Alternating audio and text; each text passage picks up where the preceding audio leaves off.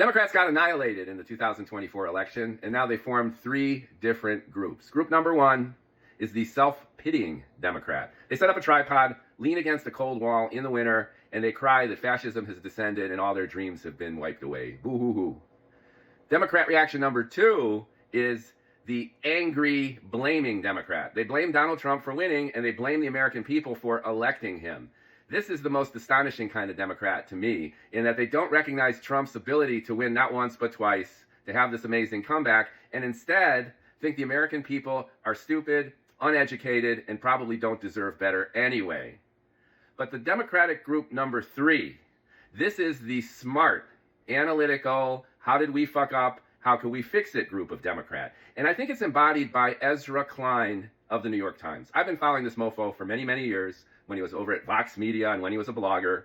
The low point for Ezra, in my opinion, was when he had this debate with Sam Harris years ago about eugenics and racism and science. And to me, that showed Ezra as the monolithic, stubborn, bratty, lefty intellectual. There was right and wrong, left and right. And although Ezra was super fucking smart, emotionally he was still honestly like a child, unwilling to yield or bend. He had an agenda and he kept gunning for it. Now what's happened since is very, very fascinating, and I think it's a model not only for the left, for Democrats, but for the right and every fucking body trying to understand our politics, our culture, and who we are as Americans and where we might be headed. Since the election, since Harris lost, Ezra has been taking a very, very contemplative, very, very deep view on the mistakes the Democrats made and the overall context of where the country is and how we reelected Donald fucking Trump.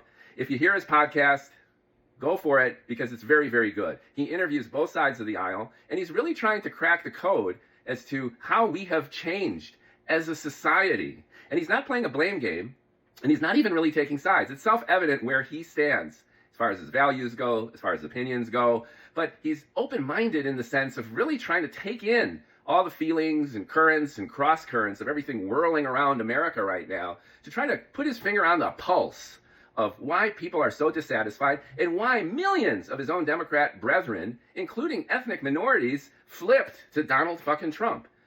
It's really, really good. And again, I think that sets a precedent. This third type of Democrat sets a precedent for hopefulness, for open-ended debate, for analysis, for reasonable conversation. So I just wanted to bring that up because there's such noise and swirl and bombast and angry vitriol.